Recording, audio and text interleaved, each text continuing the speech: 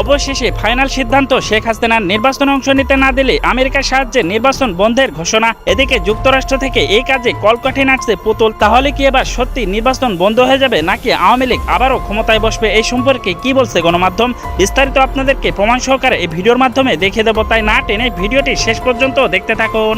এত বড় একটা সুখবর এনেছি আপনাদের জন্য, যে কথাটা, যে বিষয়টা শোনার জন্য আপনারা অধীর আগ্রহে বসে থাকেন, যে সুখবরটা শোনার জন্য চাতক পাখির মতো তাকিয়ে আছেন, সেরকমই একটা সুখবর আজ আমি আপনাদের জন্য এনেছি।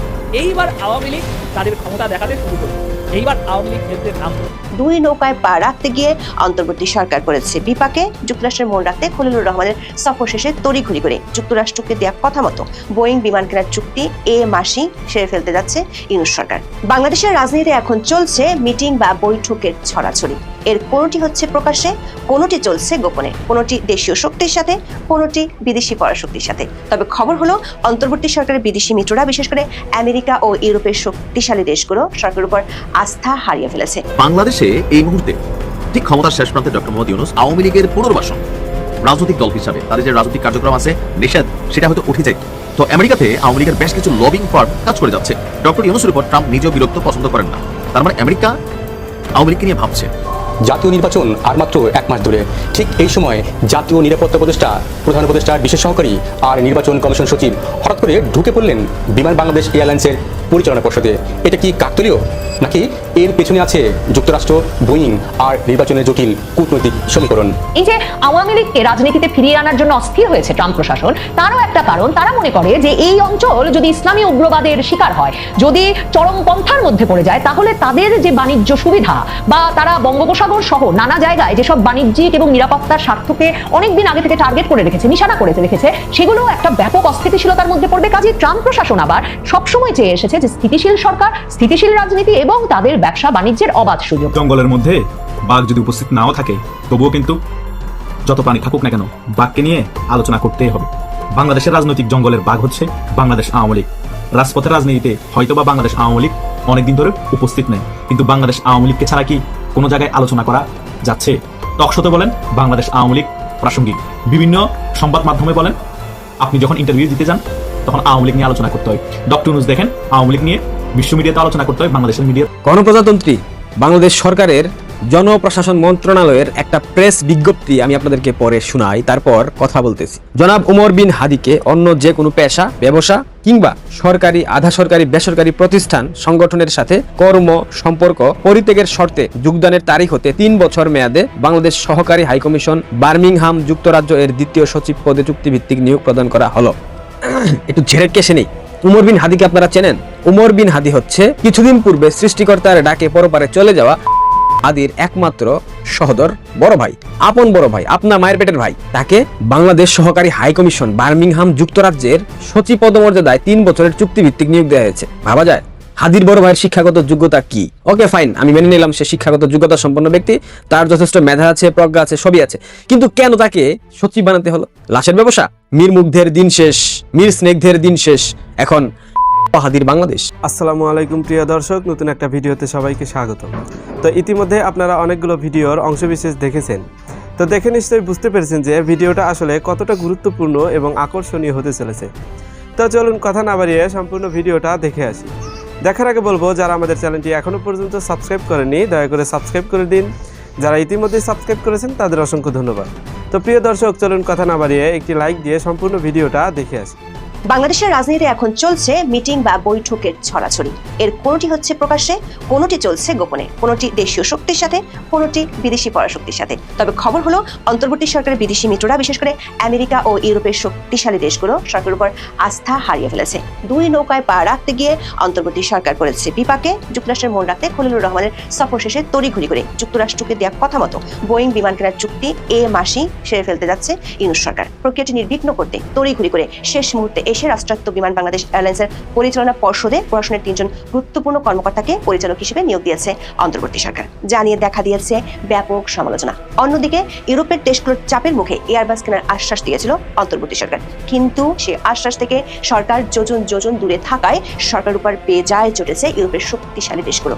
আবার বোয়িং বিমান কেনার প্রক্রিয়াটি শুরু করতে গেলেও যুক্তরাষ্ট্রের আরো অনেক শর্ত পূরণ করতে পারছে না অন্তর্বর্তী সরকার। বিশেষ করে জাতীয় নিরাপত্তা উপদেষ্টা মার্কিন সফরে গিয়ে অনেক জিজ্ঞাসার জবাব দিতে না পারায় ভিন্ন পথে হাঁটা শুরু করেছে ট্রাম্প প্রশাসন। সূত্রগুলো বলছে, অন্তর্বর্তী সরকারের উপর আস্থা হারিয়ে যুক্তরাষ্ট্র ও ইউরোপীয় দেশগুলোর প্রতিনিধিরা যোগাযোগ শুরু করেছে তিনটি প্রধান দলের সাথে। এর মধ্যে কার্যক্রম নিষিদ্ধ থাকা আওয়ামী লীগের সাথে বৈঠক হয়েছে গোপনে, আর বিএনপি ও জামাত ইসলামীর সাথে বৈঠকের কথা উঠে এসেছে গণমাধ্যমে। তবে প্রকাশ্যে বাণিজ্য নিয়ে আলোচনা করা হচ্ছে দাবি করা হলেও আলোচনা হচ্ছে এমন কিছু বিষয় নিয়ে যেগুলোর কারণে শিগগিরই হয়তো পাল্টে যেতে পারে রাজনীতি ও নির্বাচনের দৃশ্যপট।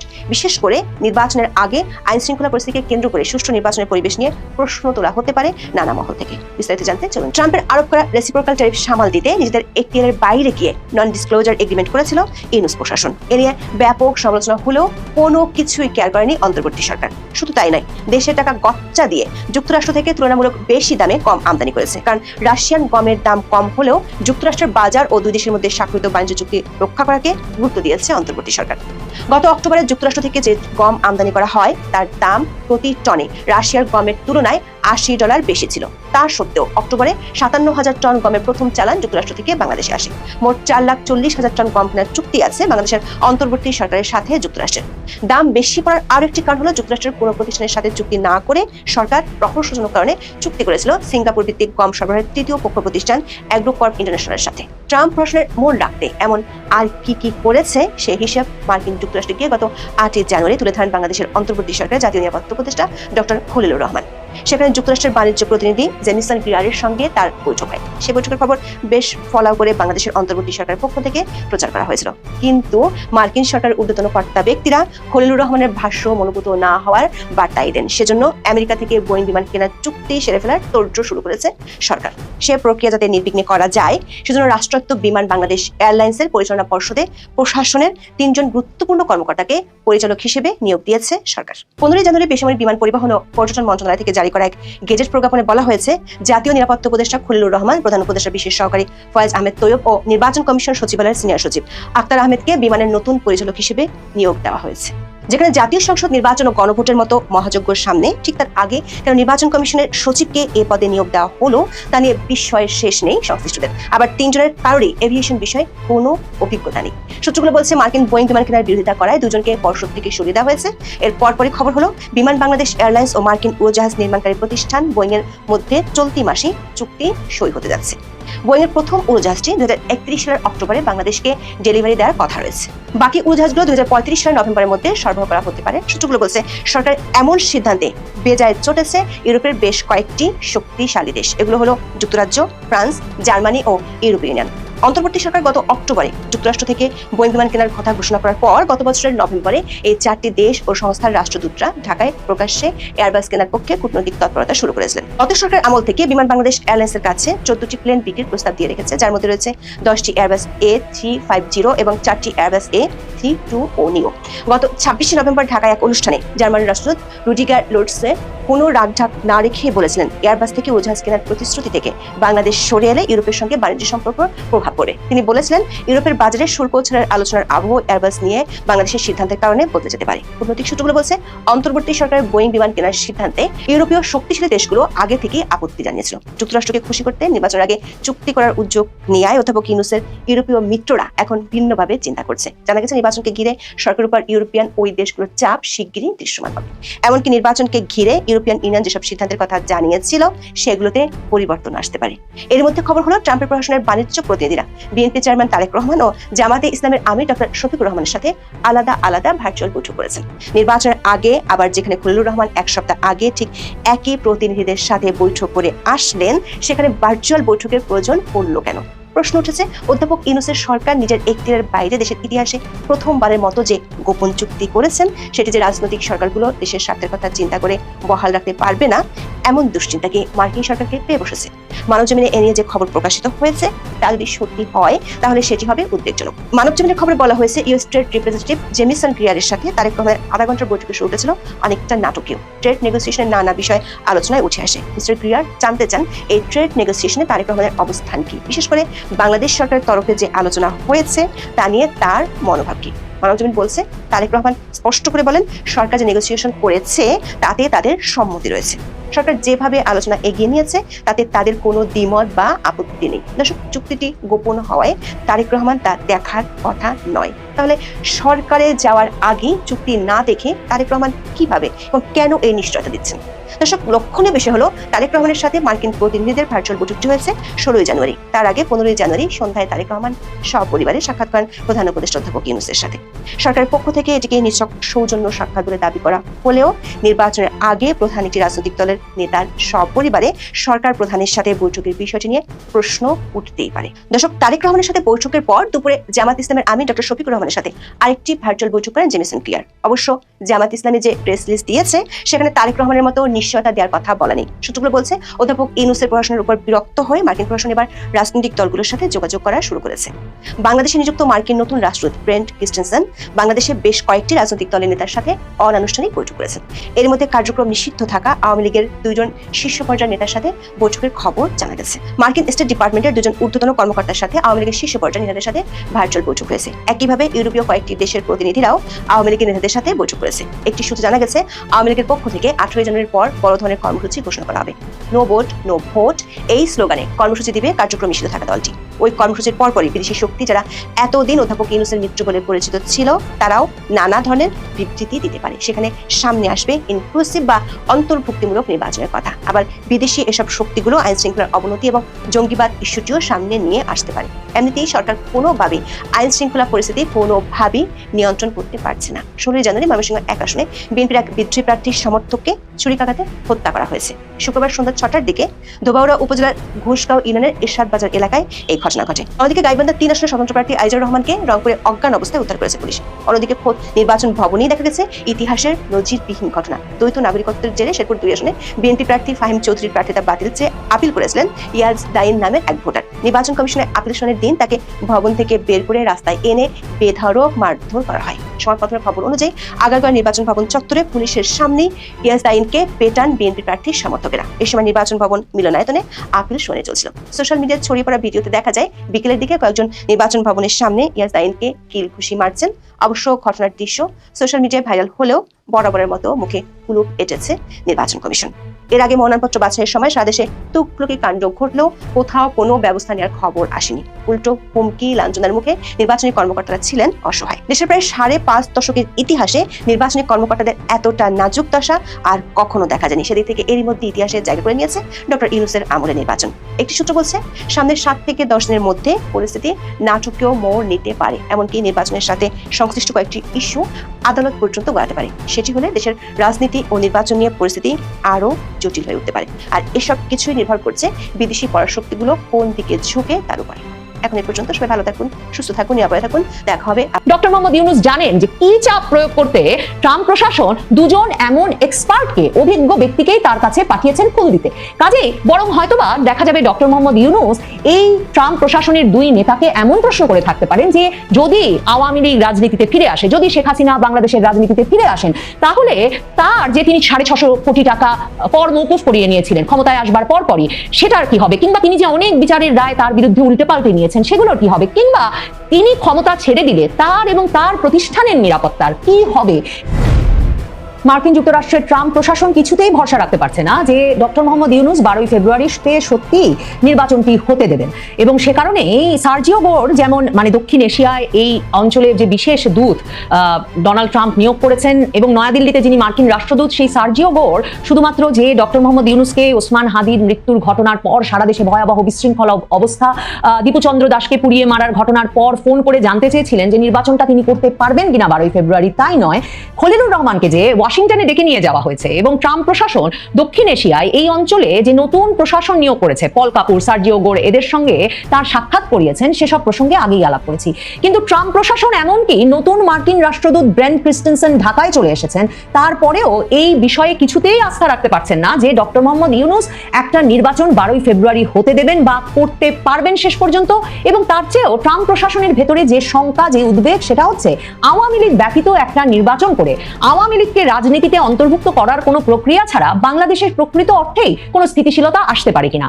ট্রাম্প প্রশাসনের একটা বড় উদ্বেগের কারণ হচ্ছে যে বাংলাদেশ ইসলামী চরমপন্থার দিকে ঝুঁকে পড়ছে।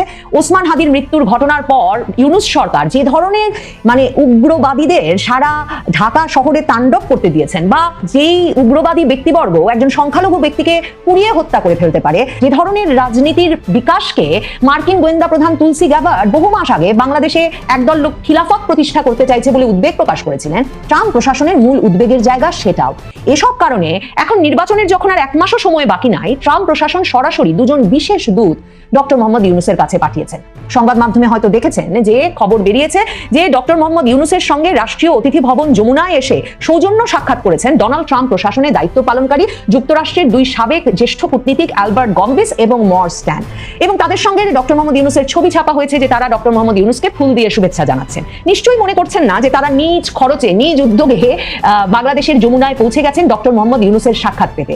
ট্রাম্প প্রশাসন সুনির্দিষ্টভাবে এই 2 ব্যক্তিকে কি উদ্দেশ্যে পাঠিয়েছেন ডক্টর মোহাম্মদ ইউনূসের কাছে সেটাও মার্কিন দূতাবাসের মার্কিন পররাষ্ট্র মন্ত্রণালয়ের এক রকমের চাপে প্রধান উপদেষ্টার দফতর থেকে বাংলাদেশের সরকারি সংবাদ সংস্থা বাসস যতটুকু খবর দিয়েছে তার মধ্যে উল্লেখ করতে বাধ্য হয়েছে, এবং সেটাও অত্যন্ত তাৎপর্যপূর্ণ। প্রথমত তারা সরাসরি জিজ্ঞেস করেছে 12ই ফেব্রুয়ারির নির্বাচনটা অনুষ্ঠিত হতে পারবে কিনা, এবং সে প্রসঙ্গে তারা বলেছে যে নানা রকম খবরাখবর যা পাওয়া যাচ্ছে, যে ধরনের উদ্বেগজনক খবর প্রকাশিত হচ্ছে, তাতে কি করে ডক্টর মোহাম্মদ ইউনূস 12 তারিখ নির্বাচনটা করতে পারবেন। তখন ডক্টর মোহাম্মদ ইউনূস বলেছেন ভোট 12 ফেব্রুয়ারিতেই হবে, একদিন আগেও নয় পরেও নয়, এবং তিনি সেই ক্ষেত্রে এটা বলে মার্কিন এই দূতদেরকে সান্ত্বনা দিয়েছেন যে নির্বাচনকে ঘিরে ভুয়া খবর ও পরিকল্পিত বিভ্রান্তি ছড়ানোর চেষ্টা চলছে।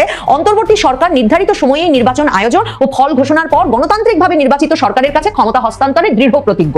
তার মানে মার্কিন প্রশাসনের এমনকি সন্দেহ আছে যে নির্বাচনটা হয়ে গেলেও নির্বাচিত সরকারের কাছে ক্ষমতা হস্তান্তর করা পর্যন্ত ডক্টর মোহাম্মদ ইউনূস এ ব্যাপারে দৃঢ় প্রতিজ্ঞ থাকবেন কিনা। ডক্টর মোহাম্মদ ইউনূস তাদেরকে বলেছেন কে কি বলল তা বিবেচ্য নয়, 12ই ফেব্রুয়ারিতেই নির্বাচন হবে, এর একদিন আগে বা পরে নয়। তার মানে মার্কিন প্রশাসনের এই যে উদ্বেগের কথা বলছিলাম, যে উদ্বেগ জানাতে তারা খলিলুর রহমানকে ওয়াশিংটন নিয়ে গেছেন, যে সেই উদ্বেগটা প্রকাশেই যে এই বিশেষ 2 দূতকে পাঠিয়েছেন ট্রাম্প প্রশাসন, কারণ ডক্টর মোহাম্মদ ইউনূসকে বলতে হচ্ছে যে কে কি বললো ব্যাপার নয়, বিশ্বাস করুন আমি সার্জিও গোরকেও সপ্তাহ আগে যেটা বলেছি সেখানেই আমি আছি, 12ই ফেব্রুয়ারিতেই নির্বাচন হবে।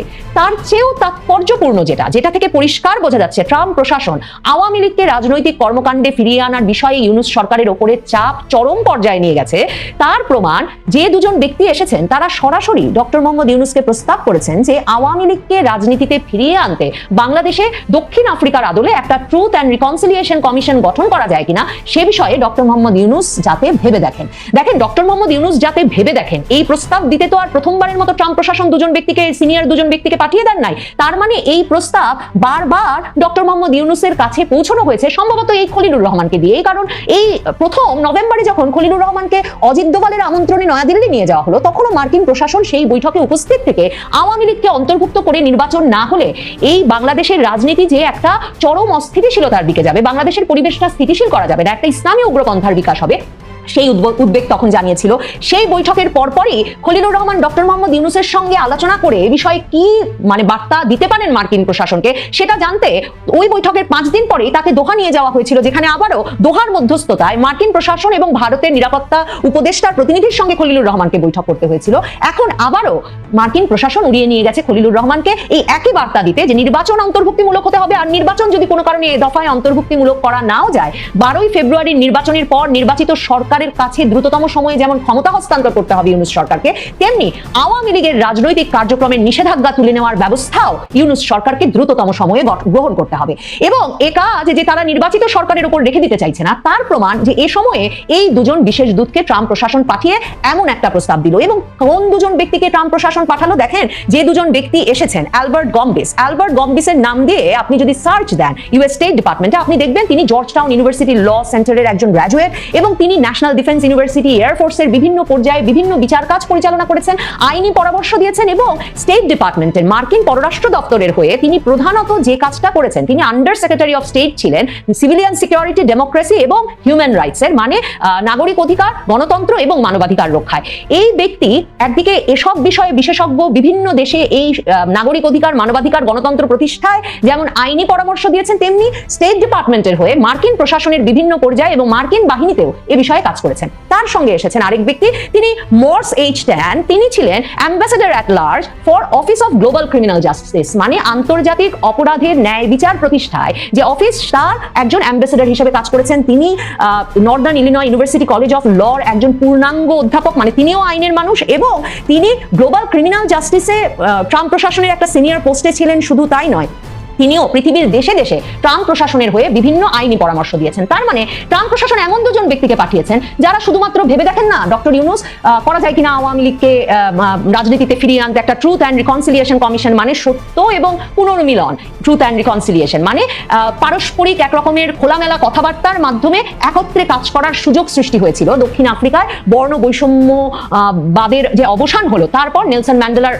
আমলে যেই কমিশনের মাধ্যমে সেরকম একটা কমিশন গঠনের সরাসরি প্রস্তাব, কিংবা মার্কিন যুক্তরাষ্ট্র যখন সিনিয়র দুজন দূতকে পাঠিয়ে দিয়েছেন, ভাববার যুক্তিসঙ্গত কারণ আছে যে এখন ডক্টর ইউনূসকে সরাসরি এ বিষয়ে চাপ প্রয়োগ করতে তারা পাঠিয়েছেন। কারণ খলিলুর রহমানকে বারবার অ্যাসাইনমেন্ট দিয়ে ডক্টর ইউনূসের কানে এসব কথা তোলার কথা বলা হলেও যেহেতু ইতিবাচক কোনো সাড়া মার্কিন যুক্তরাষ্ট্র পায়নি, কাজেই মার্কিন যুক্তরাষ্ট্র এ দফায় নিশ্চিত করতে চেয়েছে তারা সুনির্দিষ্টভাবে এই প্রস্তাব নিয়ে, এই পরামর্শ নিয়ে লোক সরাসরি পাঠিয়ে, দূত সরাসরি পাঠিয়ে ডক্টর ইউনূসের সঙ্গেই কথা বলবে।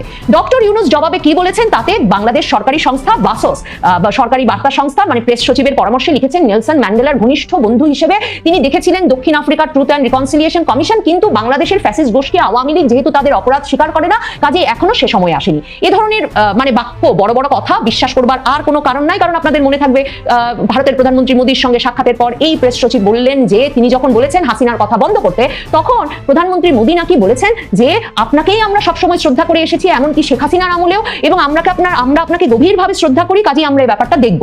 কিন্তু পরে ডক্টর মোহাম্মদ ইউনূস নিজেই বললেন যে প্রধানমন্ত্রী মোদী সরাসরি বলেছেন শেখ হাসিনা তাদের অতিথি, এরকম কোনো কথা বন্ধ করতে তিনি পারবেন না। মনে আছে যুক্তরাজ্যে যখন ডক্টর মোহাম্মদ ইউনূস এলেন বিরাট লটবহর নিয়ে, তখন প্রেস সচিব বলে বসলেন যে কিং চার্লস, রাজা চার্লস ডক্টর মোহাম্মদ ইউনূসের এত দীর্ঘদিনের বন্ধু যে তিনি মুখিয়ে আছেন ডক্টর মোহাম্মদ ইউনূসের সঙ্গে একটা ব্যক্তিগত সাক্ষাৎ করতে। পরে বিবিসি লিখলো ডক্টর মোহাম্মদ ইউনূসের শুধুমাত্র কয়েক সেকেন্ড হাত মেলানোর সুযোগ ছাড়া কিং চার্লসের সঙ্গে আর কোনো মুলাকাতের সুযোগ হয়নি। আপনাদের মনে আছে প্রেস সচিব বললেন যে মাহাথির মোহাম্মদ, মালয়েশিয়ার নেতা, এত ঘনিষ্ঠ বন্ধু ডক্টর মোহাম্মদ ইউনূসের যে তিনি দক্ষিণ এশিয়ার দেশ হওয়া সত্ত্বেও বাংলাদেশকে নাকি দক্ষিণ পূর্ব এশিয়ার জোট আসিয়ানভুক্ত করে নেবেন। মাহাথির মোহাম্মদকে সাংবাদিককে প্রশ্ন করবার পর তিনি রীতিমতো আকাশ থেকে পড়েছিলেন। এরকম অনেক অনেক নজির মাথায় রাখলে বুঝতে বাকি থাকে না যে ট্রাম্প প্রশাসন ডক্টর ইউনূসকে সরাসরি ট্রুথ অ্যান্ড রিকনসিলিয়েশন কমিটি করে আওয়ামী লীগকে বাংলাদেশের রাজনীতিতে অন্তর্ভুক্ত করার সুযোগের সূচনা করতে যে পরামর্শ দিয়ে দুই দূত পাঠিয়েছেন, সিনিয়র যে দুই দূত, তাতে ডক্টর মোহাম্মদ ইউনূসের এ ধরনের কথা বলবার সুযোগ বা সামর্থ্য বা সাহস হওয়ার কথা নয়। গণপ্রজাতন্ত্রী বাংলাদেশ সরকারের জনপ্রশাসন মন্ত্রণালয়ের একটা প্রেস বিজ্ঞপ্তি আমি আপনাদেরকে পরে শোনাই, তারপর কথা বলতেছি। জনাব উমর বিন হাদিকে অন্য যে কোনো পেশা, ব্যবসা কিংবা সরকারি, আধা সরকারি, বেসরকারি প্রতিষ্ঠান, সংগঠনের সাথে কর্ম সম্পর্ক পরিত্যাগের শর্তে যোগদানের তারিখ হতে 3 বছর মেয়াদে বাংলাদেশ সহকারী হাইকমিশন বার্মিংহাম যুক্তরাজ্য এর দ্বিতীয় সচিব পদে চুক্তিভিত্তিক নিয়োগ প্রদান করা হলো। একটু ঝেড়ে কেসে নেই। উমর বিন হাদিকে আপনারা চেনেন? উমর বিন হাদি হচ্ছে কিছুদিন পূর্বে সৃষ্টিকর্তার ডাকে পরপারে চলে যাওয়া হাদির একমাত্র সহোদর, বড় ভাই, আপন বড় ভাই, আপনার মায়ের পেটের ভাই। তাকে বাংলাদেশ সহকারী হাইকমিশন বার্মিংহাম যুক্তরাজ্যের সচিব পদমর্যাদায় 3 বছরের চুক্তিভিত্তিক নিয়োগ দেওয়া হয়েছে। ভাবা যায় হাদির বড় ভাইয়ের শিক্ষাগত যোগ্যতা কি? ওকে ফাইন, আমি মেনে নিলাম সে শিক্ষাগত যোগ্যতা সম্পন্ন ব্যক্তি, তার যথেষ্ট মেধা আছে, প্রজ্ঞা আছে, সবই আছে, কিন্তু কেন তাকে সচিব বানাতে হলো? লাশের ব্যবসা? মীর মুগ্ধের দিন শেষ, মীর স্নেগ্ধের দিন শেষ, এখন হাদির বাংলাদেশ। এটাই হচ্ছে নতুন বন্দোবস্ত, এটাই হচ্ছে সংস্কার। এই যে বাংলাদেশের সংস্কার নামক গল্প শুনিয়ে, সংস্কারের একটা মূলা ঝুলিয়ে বাংলাদেশটাকে অস্তিত্ব সংকটে ফেলে দিচ্ছে। বাংলাদেশের ভাবমূর্তি এখন সংকটে পড়ে গেছে। ভাবমূর্তি আদৌ আছে বলে আমি বিশ্বাস করি না। সুৎখুর ইউনূসের নয়া বন্দোবস্ত, নয়া সংস্কারে এভাবেই চলতেছে বাংলাদেশের প্রত্যেকটা প্রতিষ্ঠানে জামাত, বিএনপির অসংখ্য অচল, অথর্ব, অযোগ্য ব্যক্তিদেরকে বসানো হয়েছে। বিশেষ করে বাংলাদেশ পুলিশে এমন কিছু ব্যক্তিকে নিয়োগ দেওয়া হয়েছে চুক্তিভিত্তিক, এরা আমার মনে হয় না মেরুদণ্ড সোজা করে হাঁটতে পারে না। এদের সেই যোগ্যতাটুকু নাই। মীর মুগ্ধের লাশ বিক্রি করে মীর স্নিগ্ধ এখন 100 কোটি টাকার মালিক হয়ে গেছে। একইভাবে হাদির ভাই উমর বিন হাদি, তাকেও সচিব পদে নিয়োগ দেওয়া হয়েছে। ভাবা যায় সুষ্ঠু নিরপেক্ষ প্রক্রিয়ায় যদি এখানে নিয়োগ দিতে হতো, কত কিছু চড়াই উত্তরাই পেরিয়ে তাকে যেতে হয় যে মানুষটা নিয়োগ পায়, অথচ লাশের বিজনেস করে, লাশের অনুভূতিকে কাজে লাগিয়ে হাদির ভাইকে সচিব পদে নিয়োগ দেওয়া হলো বার্মিংহাম যুক্তরাজ্য। এটা কি সেফ এক্সিটের মতো একটা ঘটনা হলো না, যে সরকার পতনের আগে ভাগে সেফ এক্সিট দেওয়া হলো? আরো কাকে না জানি সেফ এক্সিট দেওয়া হয়। শুনতে পাচ্ছি হাসনাতকে নির্বাচনের পূর্বেই টপকে দেবে। সেক্ষেত্রে হাসনাতকে টপকে দেওয়ার পর হাসনাতের ওয়াইফকেও একটা সহকারী হাই কমিশনের সচিব বানিয়ে পাঠিয়ে দিলে ভালো হতো না? আরে ইউনুস কত বড় ভাটপার, হাদিকে হত্যা করেছে এরা। হাদির একমাত্র বান্ধবী, গার্লফ্রেন্ড কিংবা রক্ষিতা ঝুমা বৌদি পরশুদিন বলেছে না, হাদির হত্যাকারীরা হাদির জানাজার সামনের সারিতে ছিল। জানাজার সামনের সারিতে ছিল সালাউদ্দিন, ইউনুস, জামাতের শকুন আমির, শফিক, এরাই তো ছিল। তার মানে এরা হত্যা করেছে, সে ঝুমা কিন্তু বলেছে। আপনারা ভাবতেই পারতেছেন না সংস্কারের নামে দেশটাকে কোথায় ফেলা হচ্ছে। এখন আপনাদের প্রতিরোধ কোথায় গেল? এখন আপনাদের কুটা নিয়ে কথা বলার ইচ্ছা আসে না? কুটা নিয়ে কথা বলতে মন চায় না? কুটার জায়গায় কুটা রইল, দেশের হইল সর্বনাশ। বৈষম্যের কথা বলে মেধাবীদের এটা মারা সারা 12 মাস। বুঝতে পারছেন? সামনে আরো দেখতে পারবেন, সমস্যা নাই, মাত্র তো শুরু। এত কিছু বাংলাদেশে ঘটে যাচ্ছে, এত কিছু বাংলাদেশে হয়ে যাচ্ছে, এর মধ্যেও প্রেস সচিব ডাস্টবিন শফিক আজকে অনেকগুলা কথা বলেছে। গত 17 মাসে ডক্টর ইউনুসের গ্রহণযোগ্যতা 70% নিচে নামেনি। গ্রহণযোগ্যতা আছে ইউনুসের? Who is Yunus? ইউনুস একটা ইউনুস একটা কিলার, ইউনুস একটা টেররিস্ট, ইউনুস একটা ছেলে। ইউনুসের গ্রহণযোগ্যতাই তো নাই, সেখানে কমার প্রশ্নই তো আসে না। গ্রহণযোগ্যতা থাকলে না একটা মানুষের গ্রহণযোগ্যতা কমবে? ইউনুসের গ্রহণযোগ্যতা আছে? নাই তো। এত কিছুর পরেও এইভাবে চাটাচাটি করতেছে, মানে মানুষের তো ন্যূনতম লজ্জাটুকু থাকে। এই পোলাদের কোনো লজ্জা নাই, এদের কিচ্ছু নাই। বিশ্বাস করেন, এখন যদি সরকার পতন হয় কিংবা সরকার পরিবর্তন হয়, এই বাচ্চাদেরকে এদেরকে টেনে টেনে ছিড়বে আর এখানে লবণ মরিচ সহ ছিটাবে। আরো বলেছে ডাস্টবিন, আওয়ামী লীগের তরফ থেকে কোনো সরি বলতে শুনেছেন? গতকাল আওয়ামী লীগের একজন মন্ত্রী এক ধরনের মকারি ঠাট্টা করেছিলেন। শহীদদের রক্ত নিয়ে ওনারা মকারি করেন, তাদের মধ্যে কোনো ধরনের অনুতাপের লক্ষণ আমরা দেখি না। তাদেরকে কে বাংলাদেশের সোসাইটিতে জায়গা দেবে? সোসাইটি মানে বুঝিস? এই সোসাইটি থেকে জায়গা দেবে কে দেবে না, এটা কি তোর মাথা ব্যথা? তোর সমস্যা কোথায়? নির্বাচনে আওয়ামী লীগ অংশ নেবার বন্দোবস্ত করে দিয়ে দেখ সোসাইটিতে কে কাদেরকে জায়গা দেয়, কারা কাদেরকে জায়গা দেয় না। তোদের মতো বলাদেরকে বাংলাদেশের মানুষ ছাড়ু দিয়ে পেটাবে না, ভুল বললাম। তোদের মতো ছেলেদেরকে বাংলাদেশের মানুষ কচু কাটা করবে, মাথায় রাখিস, কচু কাটা করবে। একটা সুস্থ স্বাভাবিক স্থিতিশীল রাষ্ট্র ব্যবস্থাকে কোথায় নিয়ে ফেলেছিস, এটা কি ভাবতে পারিস? বাংলাদেশের ভাবমূর্তি কোথায় চলে গেছে? মার্কিন যুক্তরাষ্ট্রের ডিপ স্টেটের দালাল ইউনুস, তাহলে বাংলাদেশিদের জন্য মার্কিন যুক্তরাষ্ট্র সকল ধরনের ভিসা নিষেধাজ্ঞা দিল কেন? এই বলা, এটার উত্তর দে বাস্টার্ড। আবার বলতেছিস 70% সমর্থন ছিল সবসময়, এটা নিচে নামেনি। তোর বাপের কোনো সমর্থন আছে বাংলাদেশে? তোর বাপকে কেউ পছন্দ করে? তোর বাপকে তো সবাই জঙ্গি হিসেবে আখ্যা দিয়েছে। তোর বাপ তো একটা বদমাইশ, একটা বেহায়া, 80 বছরের একটা বুইরা, লুপ তার সব জায়গার মধ্যে আছে। এখনো বদমাইশের বাচ্চারা বাংলাদেশটাকে ধ্বংস করে ফেলেছিস, এখনো লম্বা লম্বা কথা বলতেছিস। পৃথিবীতে বাংলাদেশের পাসপোর্ট কোথাও নিয়ে গেলে যে কোনো ইমিগ্রেশনে লাথি মারে পারলে, গালমন্দ না করলে আর আসলে ঠিকঠাক হবে না। ভালো থাকবেন, পারলে সাবস্ক্রাইব করবেন। লাশের ব্যবসা চলমান রয়েছে, সেই আবু সাইদ মুগ্ধ থেকে শুরু হয়েছে, এখন হাদি, নেক্সট লক্ষ্যবস্তু হয়তো বা হাসনাত আব্দুল্লাহ। দেখা যাক। তো প্রিয় দর্শক, আশা করছি সম্পূর্ণ ভিডিওটা মনোযোগ দিয়ে দেখেছেন। দেখে কি বুঝলেন, কি জানলেন, আপনাদের গুরুত্বপূর্ণ মতামতগুলো আমাদের কমেন্ট বক্সে জানিয়ে দিন। পারলে ভিডিওটা শেয়ার করে অন্যকে দেখার সুযোগ করে দিন। আবারও বলছি, যারা আমাদের চ্যানেলটি এখনো পর্যন্ত সাবস্ক্রাইব করেনি, দয়া করে সাবস্ক্রাইব করে দিন। যারা ইতিমধ্যেই সাবস্ক্রাইব করেছেন তাদের অসংখ্য ধন্যবাদ। তো প্রিয় দর্শক, আজকের মতো এ পর্যন্তই। দেখা হবে পরবর্তী কোনো নিউজে। ততক্ষণ সবাই ভালো থাকবেন, সুস্থ থাকবেন। আল্লাহ হাফেজ।